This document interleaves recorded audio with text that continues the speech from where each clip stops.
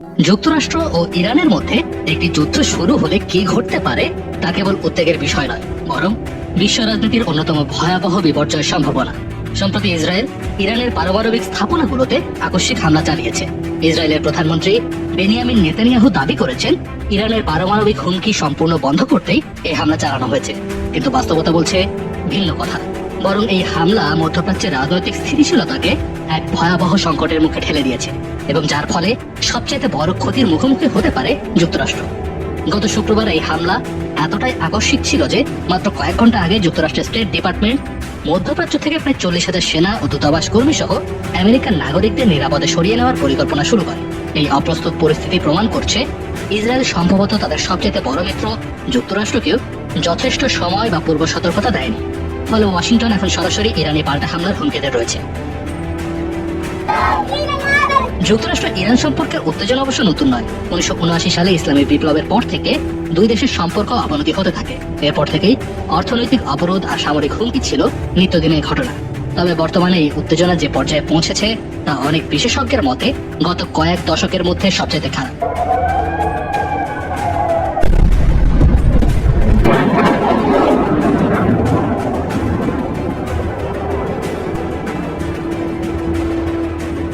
এমনকি প্রেসিডেন্ট ট্রাম্পও স্বীকার করেছেন, পরিস্থিতি নিয়ন্ত্রণের বাইরে চলে যাওয়ার সম্ভাবনা খুবই বেশি। এই মুহূর্তে সবচেয়ে বড় আশঙ্কার বিষয় হলো, আমেরিকা যদি সরাসরি এই যুদ্ধে জড়িয়ে পড়ে তার পরিণতি হবে ভয়াবহ।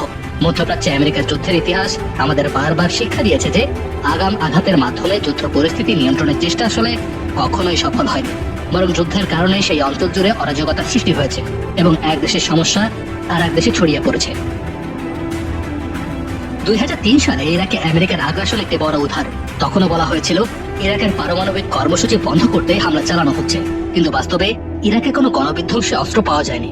যুদ্ধ পরবর্তী সময়ে ইরাকের সামাজিক ও রাজনৈতিক ব্যবস্থা পুরোপুরি ভেঙে পড়ে, যার সুযোগ নিয়ে ওই অঞ্চলে নতুন নতুন সশস্ত্র গ্রুপ গড়ে উঠেছে। এর ফলাফল হিসেবে সৃষ্টি হয় আইএসের মতো ভয়ঙ্কর গোষ্ঠী।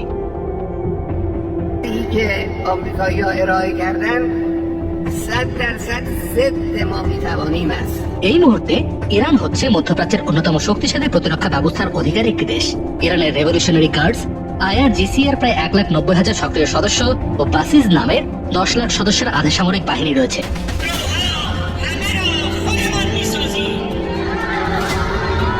তাছাড়া ইরানের ভূখণ্ড পাহাড়ি ও দুর্গম। এই ধরনের ভূখণ্ডে শুধু বিমান হামলার মাধ্যমে সাফল্য পাওয়া প্রায় অসম্ভব। ইয়েমেনে হুতি বিদ্রোহীদের বিরুদ্ধে $7 বিলিয়ন বিমান হামলা চালিয়ে যুক্তরাষ্ট্র সফলতা পায়নি, অথচ ইরান হুতিদের চাইতে বহুগুণে বেশি সামরিক শক্তিশালী। ইসরায়েল ও ইরানের মধ্যকার এই সংঘাত নতুন নয়, কিন্তু এবার পরিস্থিতি এতটাই গুরুতর যে মার্কিন প্রেসিডেন্ট ডোনাল্ড ট্রাম্পও প্রকাশ্যে ইসরায়েলি হামলার সম্ভাবনার কথা স্বীকার করতে বাধ্য হয়েছে। তবে আমেরিকাকে যথেষ্ট সময় না দিয়ে ইসরায়েল এই হামলা চালিয়েছে। ইসরায়েলের প্রধানমন্ত্রী নেতানিয়াহুর এই ঝুঁকিপূর্ণ সিদ্ধান্ত কেবল ইরানের পারমাণবিক কর্মসূচি ধ্বংস করতে পারেনি, বরং এটিকে আরো বেগবান করেছে।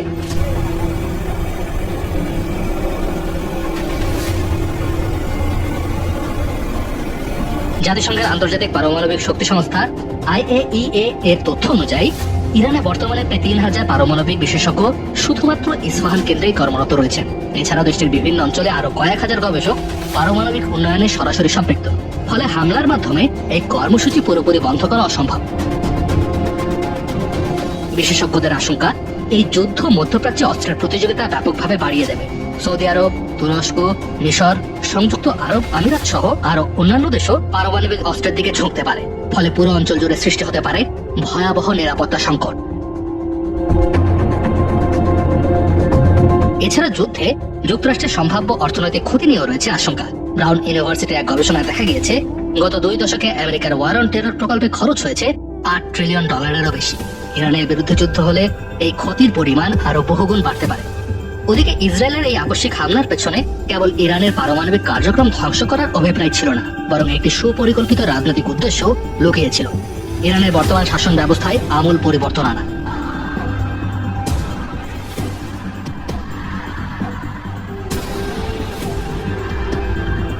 প্রধানমন্ত্রী নেতানিয়াহু খোলাখুলিভাবেই বলেছেন, এই সংঘাত ইরানের রেজিম চেঞ্জের দিকে এগিয়ে যেতে পারে। যুক্তরাষ্ট্র অতীতে এই ধরনের পরিবর্তনের পথ প্রশস্ত করতে আগ্রহী থাকলেও এখনকার বাস্তবতা অনেক জটিল। ইরান একটি গাঁটছাড়া বাঁধা রাজনৈতিক কাঠামোর উপর দাঁড়িয়ে, যেখানে জনগণের ভোট থাকলেও মূল নিয়ন্ত্রণ রয়েছে সুপ্রিম লিডার ও তার আশেপাশে ধর্মীয় ও সামরিক অভিজাতদের হাতে।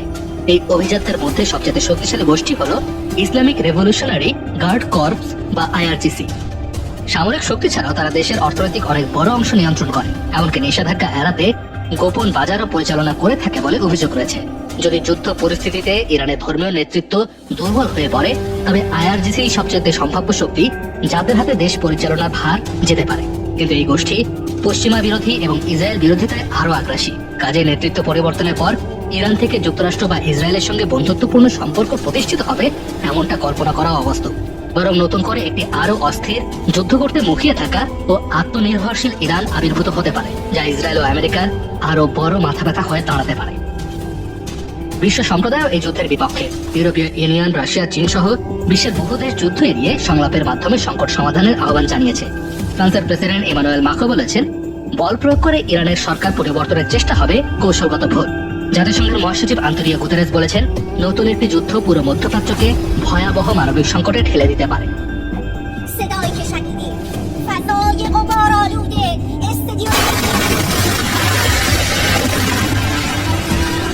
প্রেসিডেন্ট ট্রাম্প তার প্রথম মেয়াদে নতুন কোনো যুদ্ধ শুরু করেন।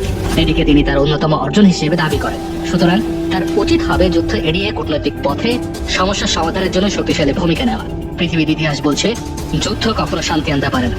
যুদ্ধ কেবল নিয়ে আসে মৃত্যু, ধ্বংস ও দীর্ঘমেয়াদী মানবিক সংকট। এখনো সময় আছে সেই বিপর্যয় এড়ানোর।